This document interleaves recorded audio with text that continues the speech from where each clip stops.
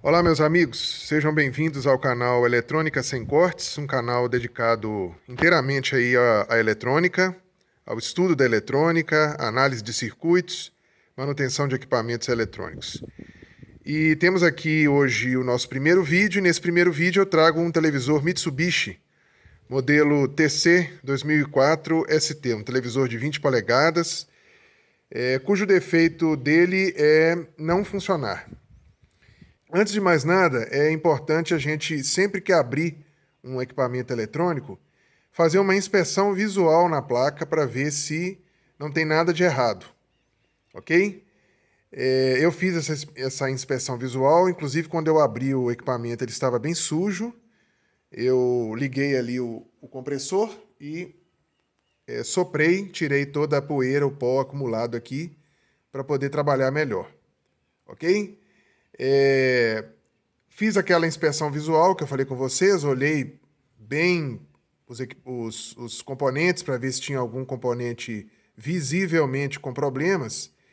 E é o seguinte, esse televisor, ele tem aqui os componentes na parte de cima da placa, na parte superior da placa, e na parte inferior nós temos aqui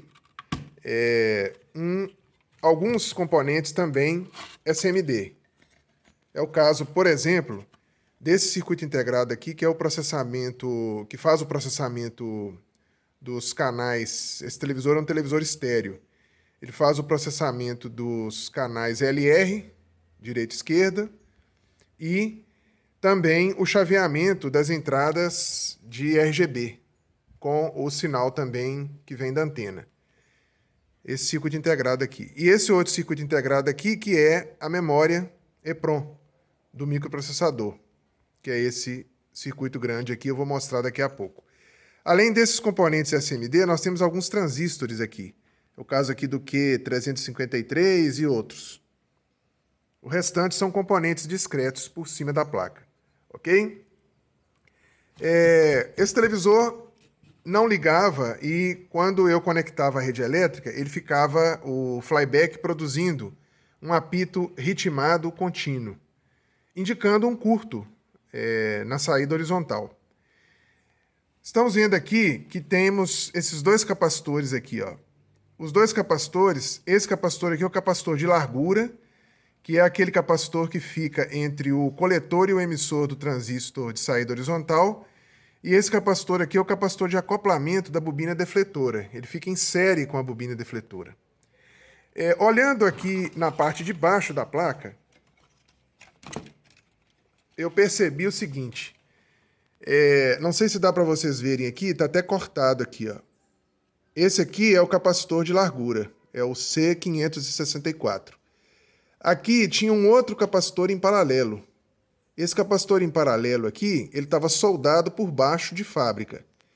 E eu fui ver o seguinte, é esse capacitor aqui que tinha um curto nele. Veja que ele está com sinais de avariado. Um capacitor de 560 nano, 560 pico, melhor dizendo. Então esse capacitor ele estava em paralelo. Eu achei um pouco estranho. Fiquei me perguntando, por que será que esse capacitor está em paralelo por baixo aqui? Analisando o esquema elétrico do equipamento, que mais à frente eu vou mostrar também para vocês, existe uma observação lá, que quando o tubo de raios catódicos, né, o cinescópio, é da Philips, coloca-se esse capacitor por baixo para somar um pouco a capacitância com o capacitor que já existe ali. Como esse tubo aqui é o tubo Philips, como vocês podem ver aqui, necessita então desse capacitor estar em paralelo com o capacitor de largura, que é um capacitor de 7N4. Ok? E aqui está o capacitor de 560 picofarads que eu vou substituir. Esse aqui, né? Saiu de lá, eu cortei. Eu vou substituir agora. Eu vou desoldar, tirar os terminais que ficaram aqui. Tem também aqui, vocês podem observar, uma solda fria no conector da bobina defletora. Também vou reforçar essa solda aqui, ok? E aí vamos ligar o equipamento para ver se o TV vai funcionar. Pessoal, apenas um adendo aqui antes da gente ligar o televisor. O capacitor que eu falei com vocês, aqui o esquema elétrico do aparelho, é esse capacitor aqui, ó, o capacitor de largura que está em paralelo com o coletor e o emissor do transistor de saída horizontal.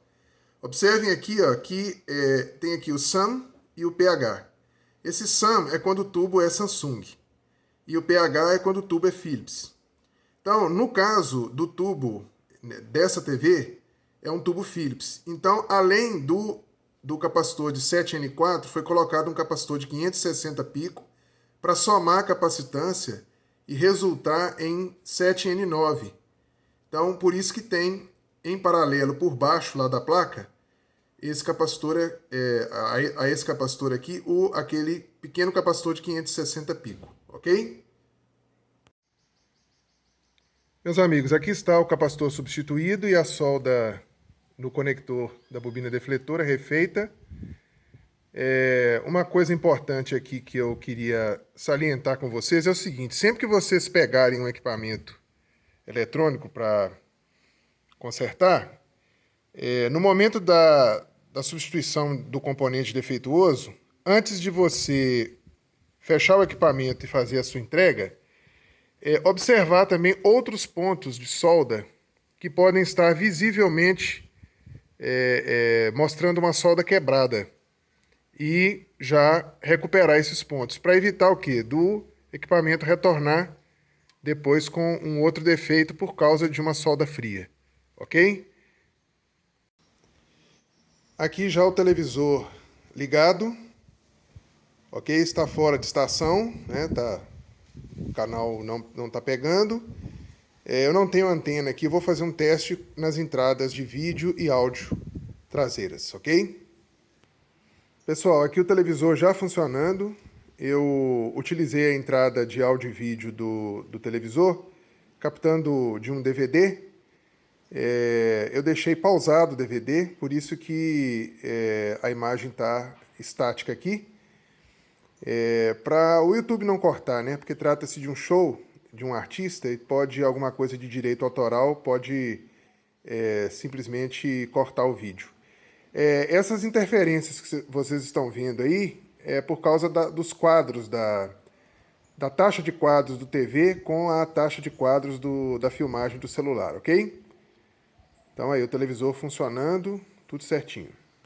Pessoal, agora aqui uma parte didática do vídeo, que é a gente fazer a identificação de alguns componentes aqui.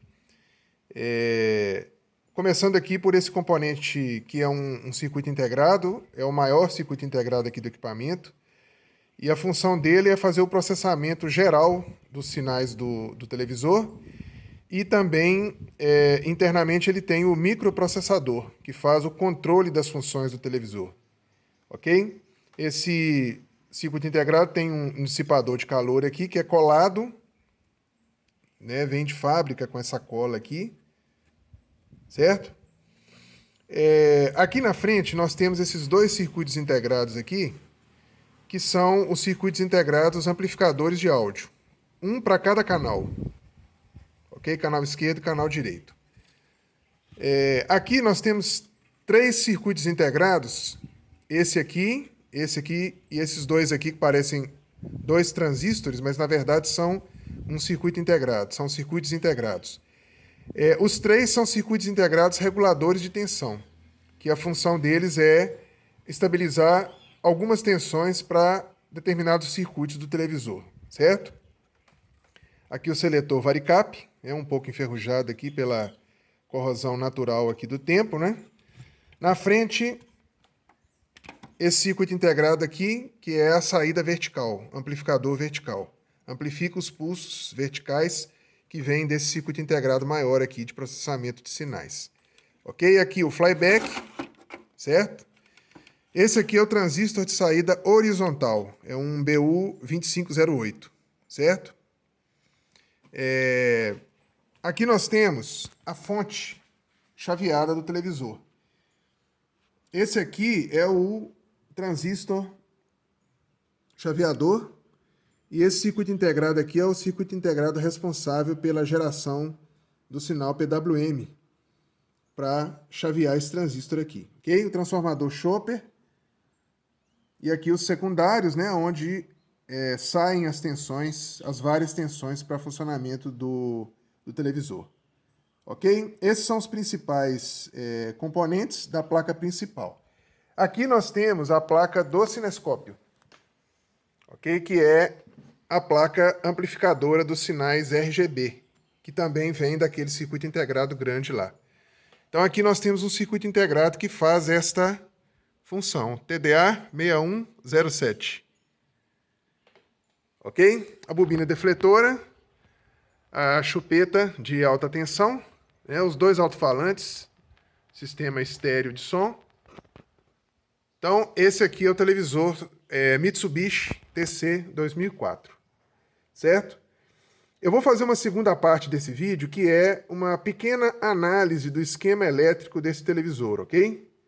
Para a gente poder fazer a descrição de alguns circuitos, uma descrição básica dos circuitos desse televisor, ok? Se você gostou desse vídeo, curta, compartilhe, se inscreva no canal, ative o sininho para receber notificações de novos vídeos, ok?